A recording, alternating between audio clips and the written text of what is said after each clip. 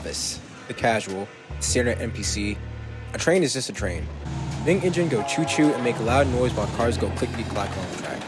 But to the engineer, the intellectual, the scholar, or to be frank, the foamer, train engines look very different, and I'm not simply referring to the colors. The dimensions, sounds, and purpose all seem to vary between model to model. Looking up engines online offers the locomotive identifications for a given unit, but these just look like random letters and numbers. How can you tell what a locomotive is? Why aren't all locomotives the same? What do these different labels mean? So, inspired by this YouTube poll from 5 months ago in this poor soul on Discord, I've elected to compile my knowledge of train engines into this video for your learning pleasure. Greetings, fellow viewers. Thanks for stopping by for the first installment of TrainTalk, where today we'll discuss how to identify train locomotives. Before I go any further, let me establish right now that I am not an engineer. The extent of any real machine work I've done is at the Southeastern Railway Museum, but I'm still just a college freshman with a lot more to learn. With that being said, however, I've seen hundreds of train locomotives in my lifetime and have gotten very accustomed with identifying them and having at least a general sense of what their labels mean and some basic characteristics. This discussion will not be on the inner engineering of a train, but rather just identifying train locomotives and what their IDs mean. Now with that out of the way, let's get into the video. Pause! Hi, Loco here.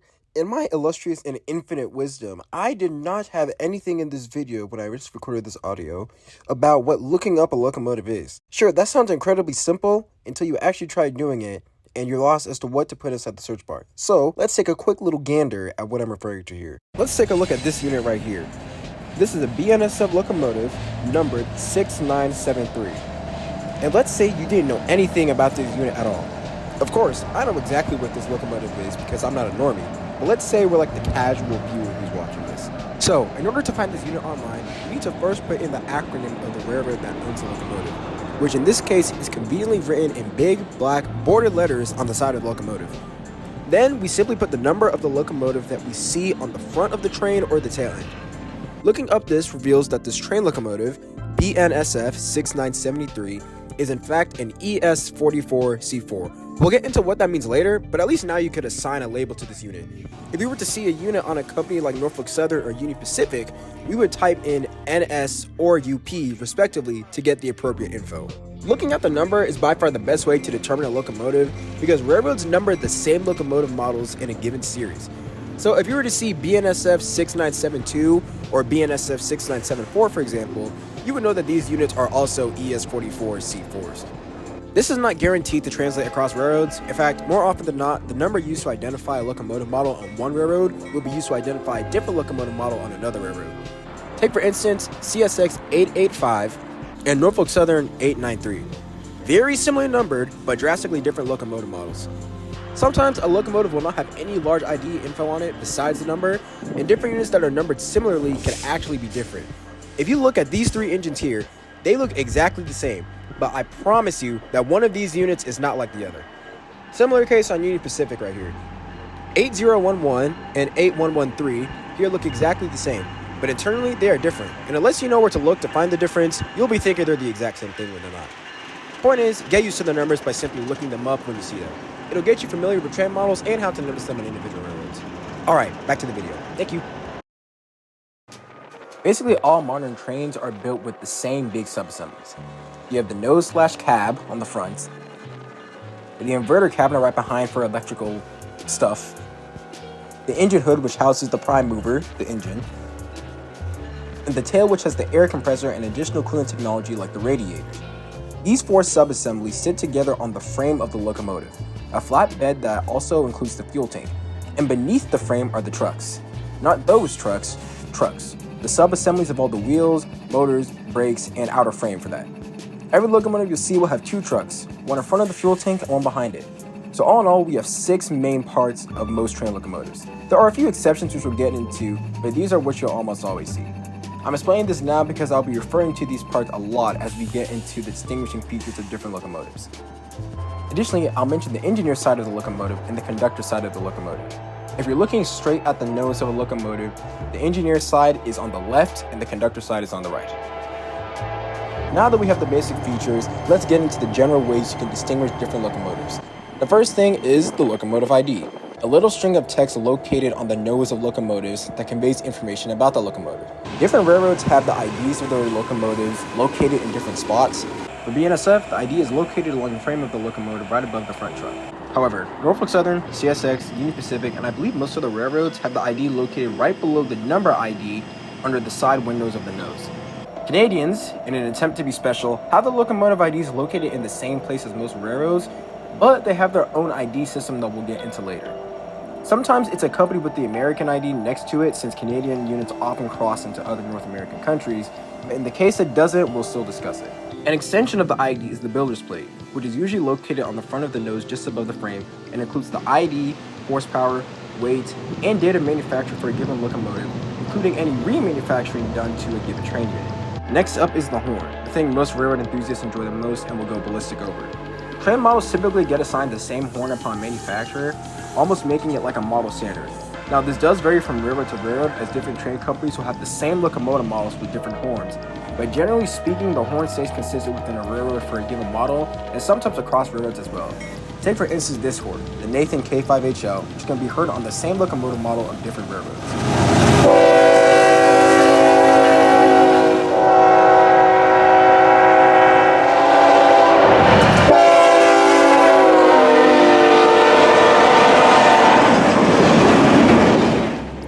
On the notion of horn sounds, we also have general engine and motor sounds.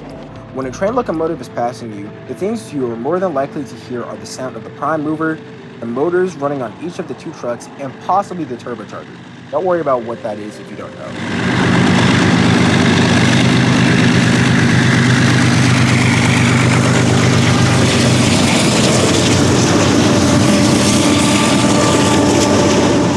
This is one characteristic that will be consistent across railroads, because if it's the same model, regardless of which company owns it, it will have the same components making similar sounds. Some units sound similar to others, but others have very distinct noises that are easily identifiable once you know them, especially if a given horn complements the sound. And finally, before we get into the specific IDs, there are the features that distinguish entire locomotive manufacturers from each other.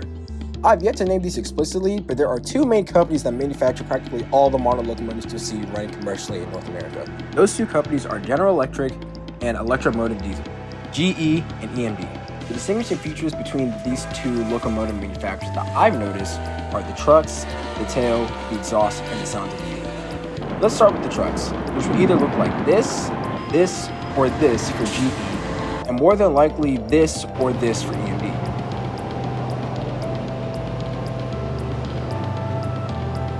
Next up, we have the tail, which for EMD will vary.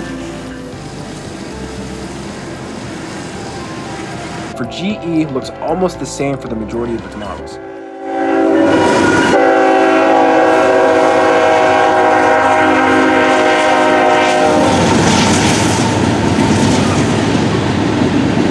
Following that, we have the exhaust, which is the outward extension of the turbocharger. On GE units, the turbocharger is located near the tail end of the train,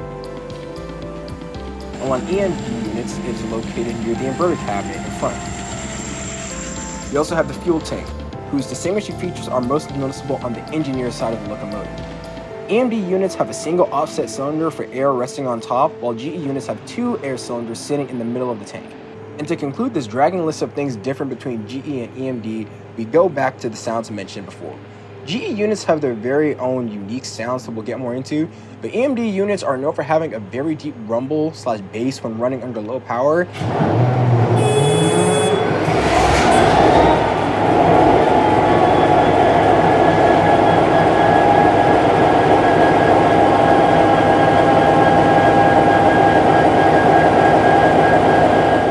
And having a very loud howl running hot, especially when they're put into notch 8 or maximum overdrive. The turbos on EMD units make a very loud noise that many enthusiasts love to hear.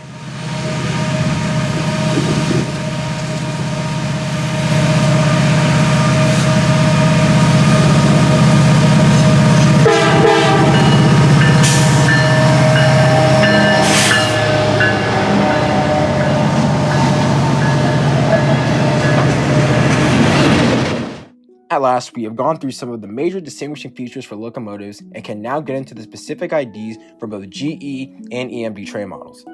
Both companies have general locomotive series that split into even more unique models, but for now, we'll just look at the basic model groups.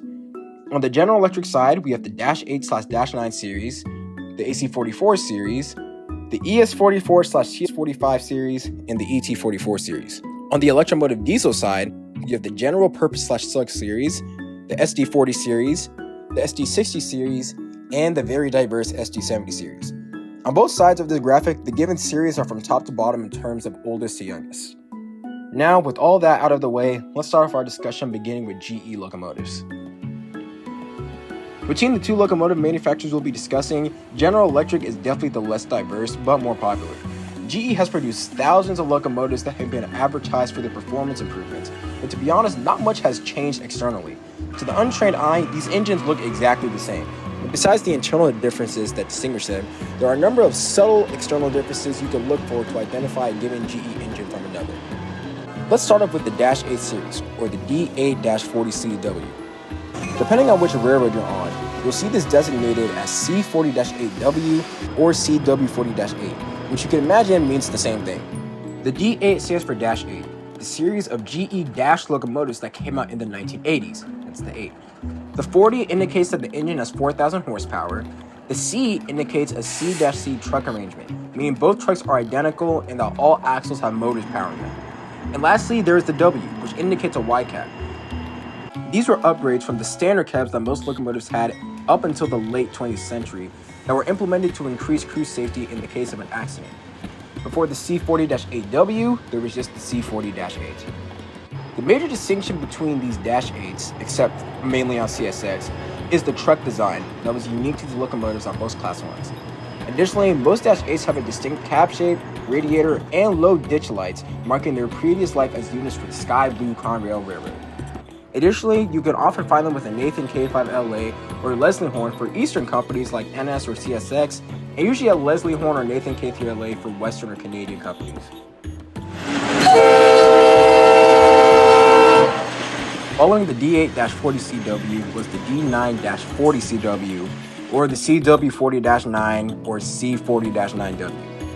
The only difference in the designation being the 9, indicating that these units were released in the 1990s by General Electric. Among other electrical and internal changes that are above my knowledge, Dash 9s are also sporting a different tail design, and almost all were constructed with a high adhesion, high-ad truck design, which you can see has a much more rectangular shape than the previous truck model and would eventually become GE standard. To increase horsepower, the majority of these units were upgraded with a 4,400 horsepower engine, hence becoming the D9-44CW that consumed railroads like NS for years.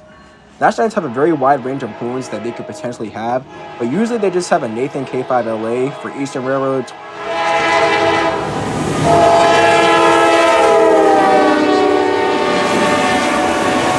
or Nathan K3LA on Western and Canadian railroads.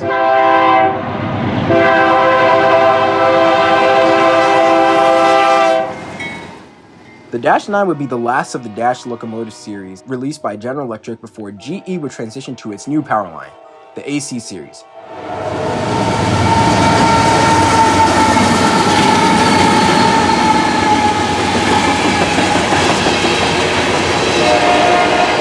Both the Dash 8 and Dash 9 locomotives mentioned before ran on DC or direct current traction motors.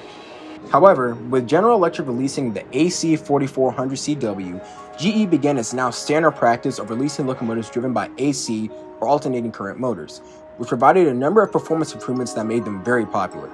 Compared to its DC predecessor, the Dash 9, the design does not differ greatly. The radiator is basically the same, the cab is still a wide cab, but the trucks vary. While most railroads opted for the same high adhesion design on their AC-44 units like you would have seen on the Dash 9, some railroads such as Canadian Pacific, Aramex, and CSX opted for the steerable truck design. This is not standard, as we'll see with the more recent GE units, most of them are still built with the high adhesion truck design. The biggest difference comes in the inverter cabinet. On the conductor side of Dash 9s, you would find an air conditioner box sitting right behind the cab that you could tell by its square vent. However, on AC units, the space behind the conductor's side of the cab is now a smooth cabinet door housing internal components. What those are, I have literally no idea.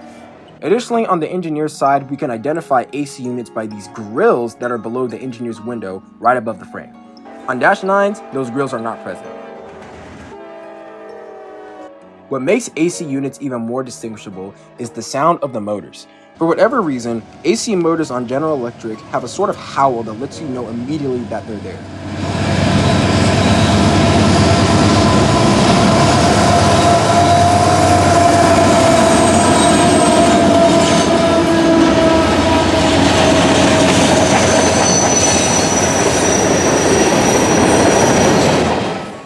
DC units also have a somewhat of a howl with GE units when they're running at high speed, but it's just not as loud as the AC units. AC-44s, being so popular with customers across Mexico, Canada, and the United States, have a number of designations and railroad-specific modifications that make identifying them more complicated. For instance, all of these locomotives are technically AC-44 units, and I don't just mean that it's the same unit identified differently on a different railroad. There are actually things unique to the unit on a specific railroad. For instance, while Union Pacific does have some standard AC-4400CW units, which they designated as C-44AC, they also have the AC-4400CW-CTE or the C-44ACCTE, which is literally the AC-44 but with controlled tractive effort technology in place. As far as I know, this technology is meant to help prevent wheel slip, which is when the wheels are spinning but the train isn't moving. Additionally, CSX, Canadian Pacific, and Union Pacific all have the AC-4400CWM, which literally means a modified AC-4400CW. And neither of these railroads call this exact same unit the same thing. UP calls it the C-44ACM, CSX calls it the CM-44AC, and Canadian Pacific actually calls it the AC-4400CWM. And we're still not done with the AC-44 unit designations. If you keep up with railroad activities, you've seen a recent trend among many railroads in that instead of ordering new locomotives, they're simply taking their old ones, ripping them apart, and rebuilding them to meet modern standards with new electrical and modern components. Hence, this is why we have units such as the NS AC-44C6M, which are former Norfolk Southern -9 units that were retired, disassembled, and reassembled with upgraded electronic and AC motors.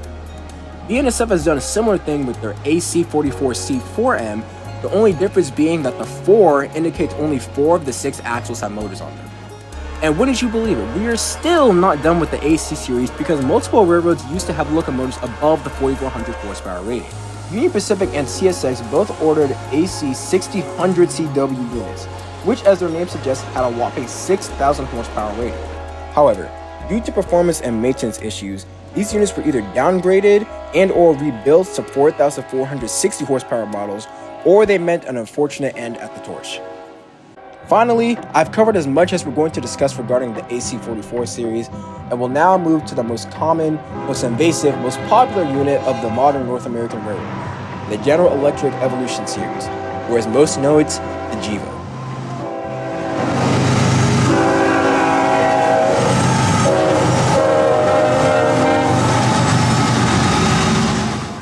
These were General Electric's next series of locomotives that possess a number of performance upgrades that made them the champion of railroad power for the past 15 plus years. Once again, the cab looks pretty much the same, and the trucks are still either high adhesion or steerable, depending on the railroad. However, the inverter cabinet follows more of the design of the AC series predecessors, and the tail end is different. Additionally, the horn is usually a Nathan K5HL.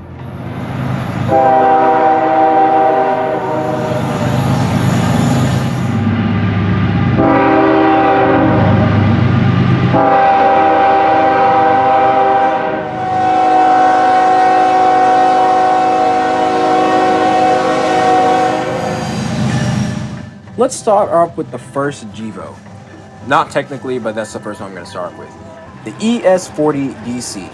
The ES stands for Evolution Series, the 40 stands for 4,000 horsepower like you've seen before, and the DC indicates DC traction. These units, like the -9-40CW, would eventually be upgraded to 4,400 horsepower, becoming the ES44DC before the ES44AC would eventually come out. The ES44AC and ES44DC look almost exactly the same. Besides the AC motors on ES44AC sounding louder, the real external difference that you'll be able to tell is that on the inverter cabinet on the conductor side of the locomotive, DC units only have a single cross on that inverter cabinet door, while on ES44ACs, the inverter cabinet door has 2 crosses on it.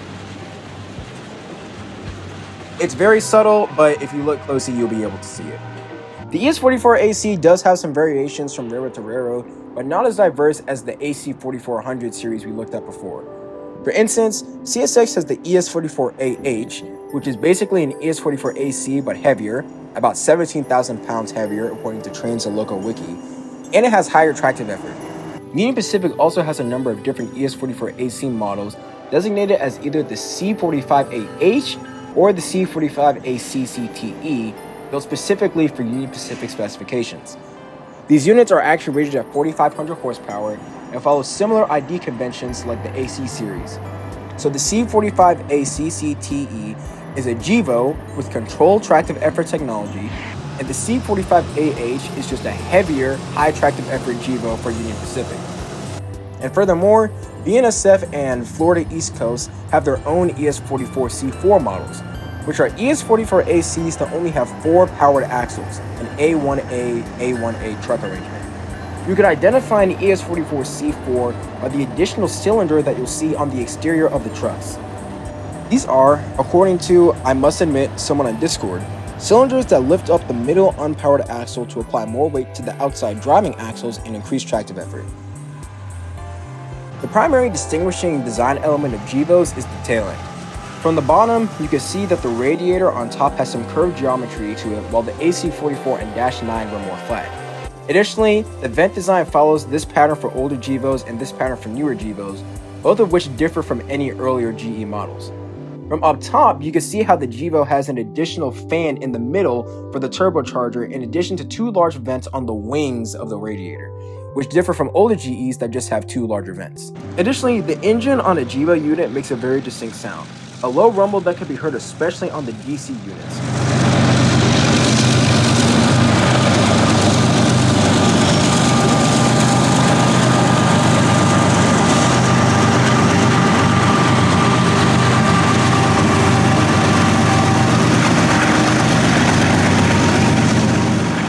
On AC units, the rumble is still there, but it's mixed with the high howl of the AC motors that we talked about before.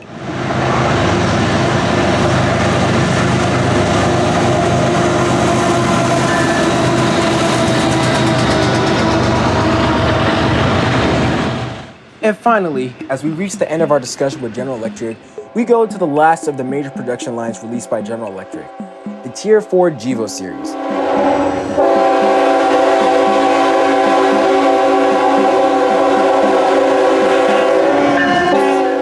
These are locomotives that were designed to reach the EPA's Tier 4 regulations, which called for a 70% reduction in the emission of certain pollutants compared to Tier 3 and previous standards basically all locomotives were built to. To do this, GE needed to put an improved aftertreatment system on the locomotive, hence making these units bigger and heavier. Tier 4 GEVOs are mostly designated with ET44 markings, the T indicating the unit meets Tier 4 regulations. I say mostly because Union Pacific identifies their Tier 4 units in literally the exact same way they do their other GEVOs. Both this unit and this unit are classified as the C45AH. Don't ask me why. Any other variation in the ET44 series follows similar trends to what we saw with the earlier GEVOs. For instance, CSX has the ET44AH, a heavier ET44AC, and BNSF has the ET44C4, an ET44AC but only with 4 power traction motors. ET44s are identifiable with the hump near the tail end of the locomotive, which I believe houses the after-treatment equipment that makes their emissions so low. Additionally, their vent design is different on the tail end, they are much louder, and tend to have a howl that isn't really present on other GE units unless something has gone wrong within the locomotive.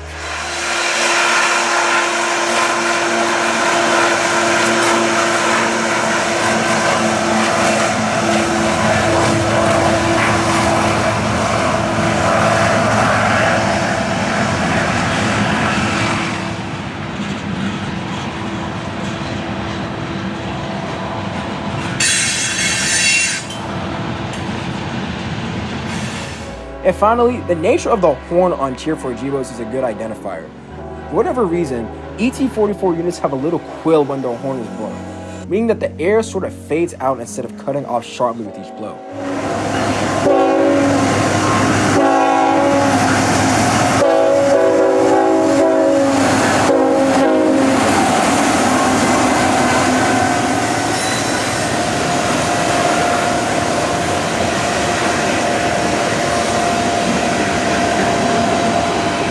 And with that, we are done with the General Electric power and can finally go to our next locomotive manufacturer, Locomotive Diesel. While GE may be more popular today, EMD definitely has a more diverse role in supporting the railroad and actually used to be the more popular company by far before GE's takeover in the late 20th century. Let's start with the earliest generation of EMD locomotives you'll probably see, the General Purpose or Jeep line. There are so many different GP models, some dating back to over 50 years ago, it would take me forever to go through every single one of them. Generally speaking, GP units are 4-axle locomotives, short in body, and almost all having standard cabs since they were built before wide cabs became industry standard. They used to actually run on mainline freights, but now they're almost exclusively used on local and yard service. On my local Norfolk Southern line, I usually see the GP38-2, GP38-3, GP60, and occasionally the GP40-2. Additionally, at the Southeastern Railway Museum, we have an old GP9. In addition to the powered GPs, we have the slug sets. A slug is an engine that does not run under its own power, meaning it doesn't have its own engine. Rather, it gets its power from a mother unit, which is usually a GP unit of some sort. You can identify a slug unit by it looking extremely weird that it has no cab, or by looking like a regular GP unit with the absence of radiator fans on the tail end.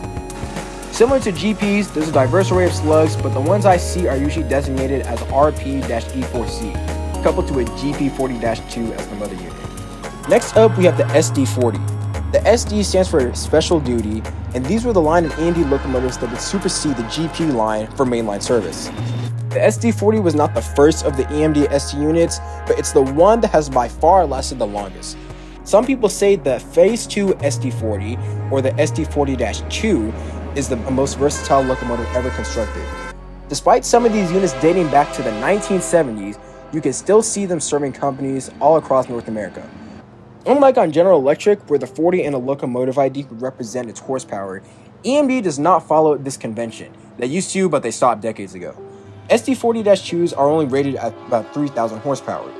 Instead, the entire line of locomotives was just designated as the 40 line. These were new models that took over the SD30 line, which took over the SD20 line, and so on. The SD40-2 is probably the SD40 you'll see, but there are others you could come across depending on the railroad.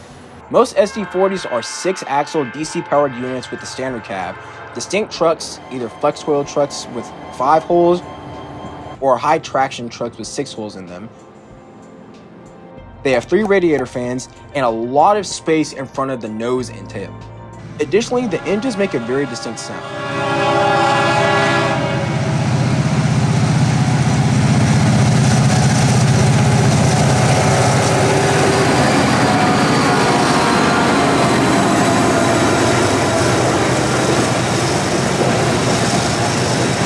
However, on NS, you could come across the SD40E or an enhanced SD40, despite these units actually being rebuilt from Norfolk Southern SD50s, which I'm not going to get into.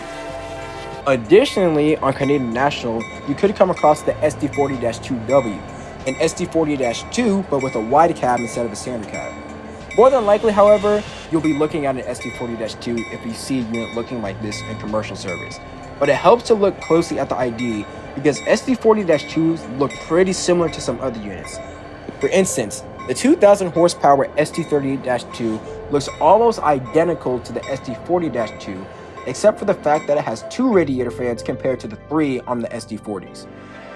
I said before I wasn't going to talk about SD50s, and that's because they are either largely gone to being rebuilt or they've been retired. So we're just going to skip them and go on to the next line, the SD60, which ironically are basically all gone in their original form.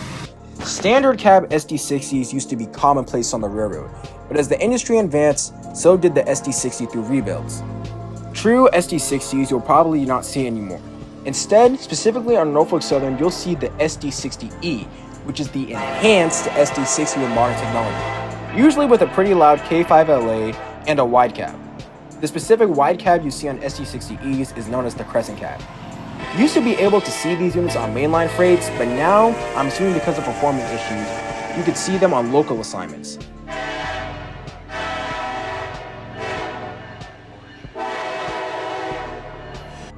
Original SD60s had very similar trucks to the SD40-2s and a similar cab shape.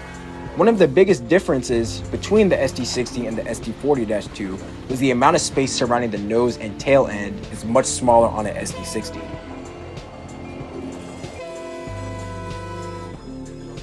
There used to be more SD60 models such as the SD60M, a modified SD60 with a wide cab, or the SD60i, which was literally an SD60M but with an isolated cab to limit the rumble experienced by crews.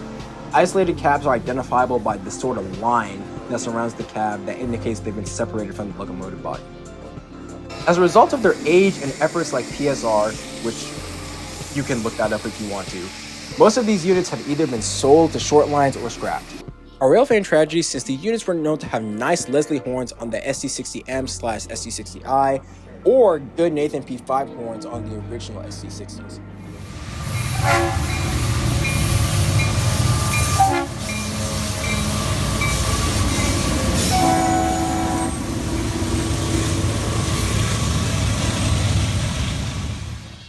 Following the SD60 line, we have the most common and popular line of EMD heavy haul locomotives out there today, the SD70. This is the most diverse line and the ones that train enthusiasts go the most crazy over. Starting off, we have the original SD70, which had a standard cab design dubbed the Spartan cab. The overall shape, ignoring the cab, looks very similar to the SD60. The big difference would be that the SD70 has 4,000 horsepower versus the SD60 only having 3,000 horsepower, and the truck design is also different. While the SD60 had the HTC trucks, SD70s were the first to introduce the HTCR trucks, which had radial components that allowed the wheels to steer themselves when navigating curves and reduce friction against the wheels. Some later SD70 line models will have the HTSC truck, an HTCR truck without any of the radial components, due to mixed performance results with the HTCR truck. But as far as I can tell, these two truck models look exactly the same from an external perspective, and I'm just going to revert to all of them as HTCR trucks. So, back to the actual locomotives, SD60s were followed by the SD70M, a modified SD70 which possessed a wide cab, and on some models having a flared/winged radiator instead of the flat radiator fans on the side. SD70Ms would evolve to either SD75Ms or become SD75Is with an isolated cab. Additionally, the SD70M would be followed by the DC-powered SD70M-2, Phase 2 SD70M, and the SD70 Mac, which possessed a longer body and introduced AC traction motors versus the DC motors that had been standard for EMD. The SD70 Macs were pretty dirty in terms of emissions, so they were surpassed by the 4,300 horsepower SD70 ACE, the ACE, as people dub it. And as you can tell by its appearance, it is literally the AC version of the SD70M-2, and the main distinguishing feature is that the ACE has two large vents located behind the conductor's side of the cab, whereas the DC just has a smooth box behind it. ACEs are by far the most popular locomotive amongst most young train enthusiasts I've come around. They're loved for their mean cab, winged radiators, and very, and I mean very, loud Nathan K5 LLA horns.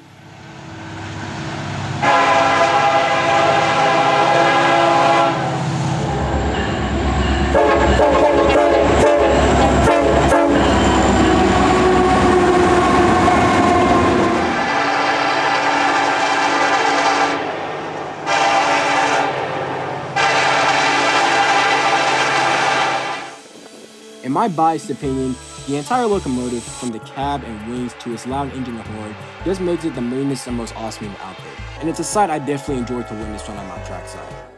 Union Pacific also has regular SD70 Aces, but ordered its last set as SD70AHs, which, as we've seen before, are just heavier SD70 Aces.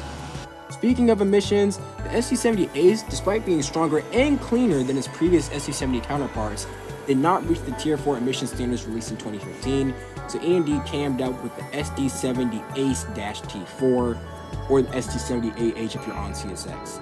These units have a more rounded cab and larger engine hood, and are really only used by Union Pacific, CSX, and to some extent KCS, which has been testing some EMD Tier 4 demonstrators.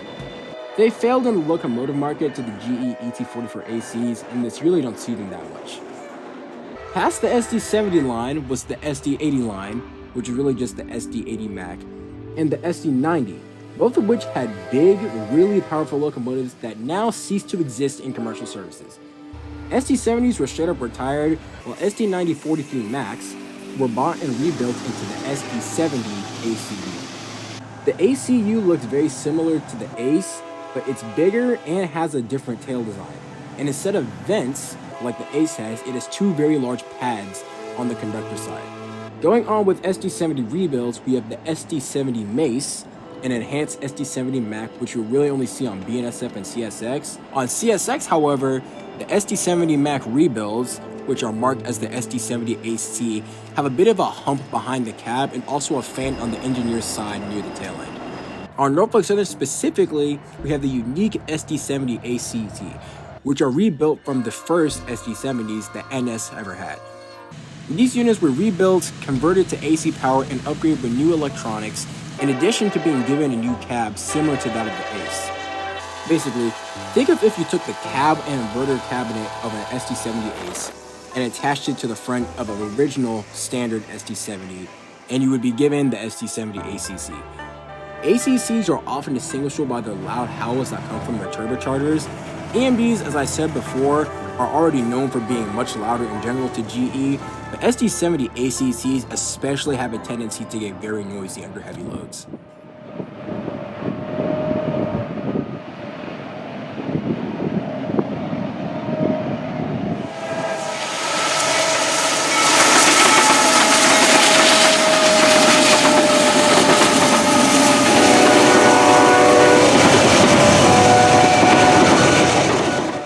Finally, we have reached the end of the catalog of units you'll probably see out on the high iron.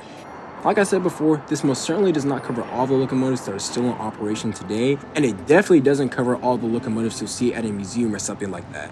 But this is generally speaking a summary of what you can see on the mainline rails. Now we're going to look at some examples of identifying locomotives so I can show you why you might fail at getting them right.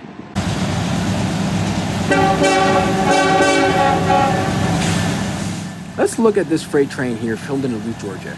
We have an SD70 ACC in front, an AC44 C6 behind,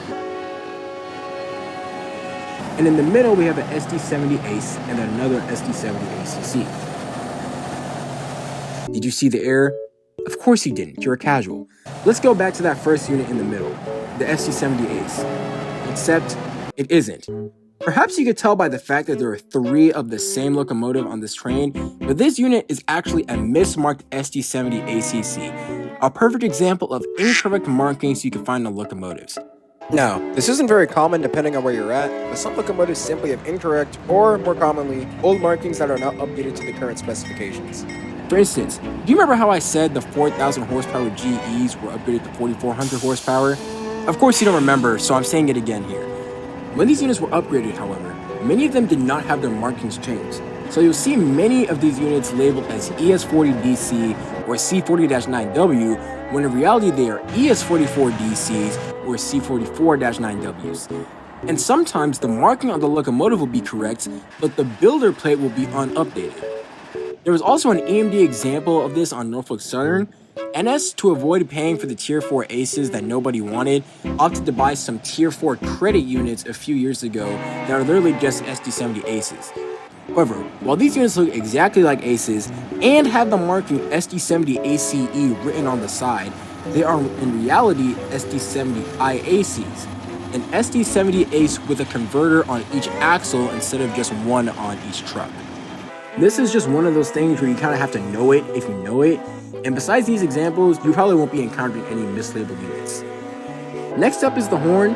I said before that given locomotives tend to have the same horn, but this identifying factor fails for 2 reasons. 1, horns are either replaced to different models due to theft, damage, or some other reason, and 2, different locomotive lines can have the exact same sounding horn.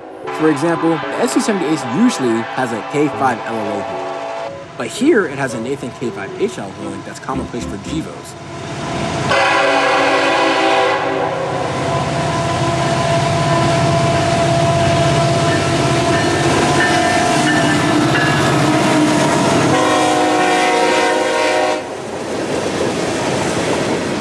Speaking of GEVOs, the ES44 AC, DC, C4, and ET44 almost all have some sort of K5HL on it. So how do you tell? Well, you either don't and wait until you actually see the locomotive, or you can recognize the same horn will sound different depending on which locomotive it's on. For instance, going back to the K5 LLA, I can immediately tell when this horn is on a GE unit versus an EMD unit, simply because EMD units tend to have a much sharper blast of the horn and sound much louder. Take for instance this K5 LLA on a GE-9.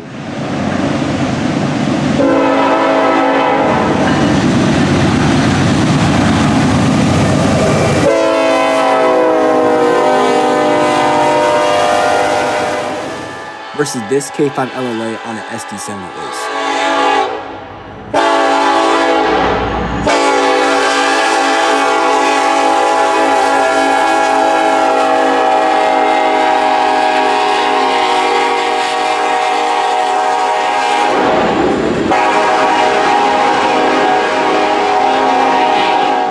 You also have the Nathan K5LA, which sounds like this on a GE unit.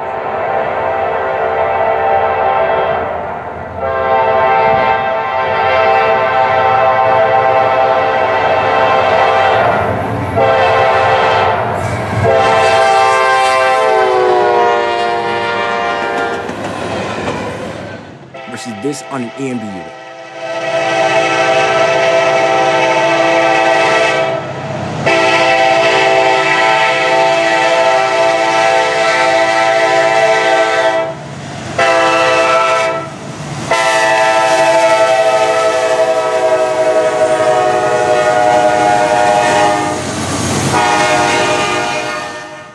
And we additionally have the Tier 4 GE units, which have that distinctive quill in their horns that I mentioned before.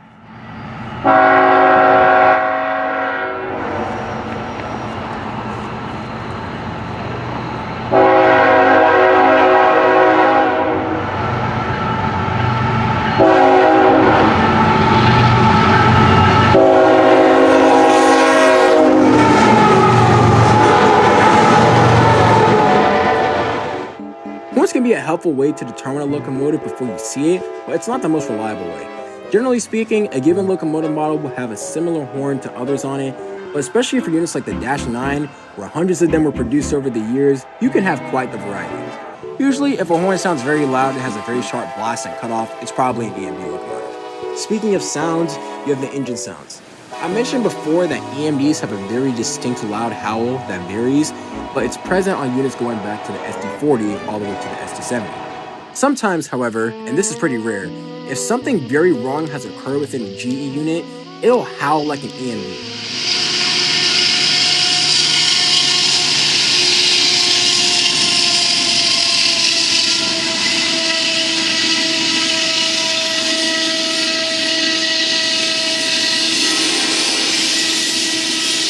And finally, the unit could simply be Canadian.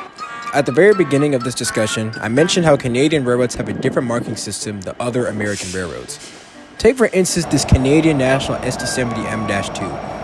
You can see the label SD70M-2, but right next to it you'll see GF-643D. The G indicates General Motors, the original parent company to EMD. The F means it's a locomotive used for freight service. The 6 stands for 6-axle. The 43 stands for 4,300 horsepower, and the D represents the batch from which this unit was ordered from. On GE units, the trend is still the same, where we have a C44-9W labeled as an EF-644G, a General Electric freight locomotive with 6 axles, 4,400 horsepower, and bought from the G batch, whatever that means. If you thought that was bad, Canadian Pacific is much, much worse. Take for instance the CP AC4400CWM, which has the label DRF-44 to the left of it. DRF stands for Diesel Road Freight, while the 44 indicates 4,400 horsepower. Did you think that ID was vague?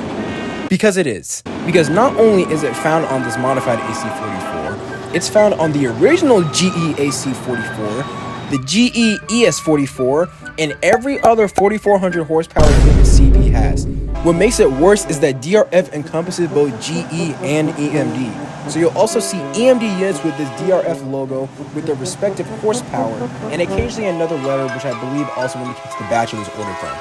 My point is, if you're on Canadian Pacific, look up the unit online and hope for the best. And with that being said, our time here is finished discussing train locomotives. I hope y'all learned something new. Like I said before, this definitely does not cover every locomotive you'll see, but this is a good coverage of what you'll probably see out on the rails. Feel free to comment your thoughts and what you think the next Train Talk should be on, and as always, God bless. I'll see you soon out on the highway.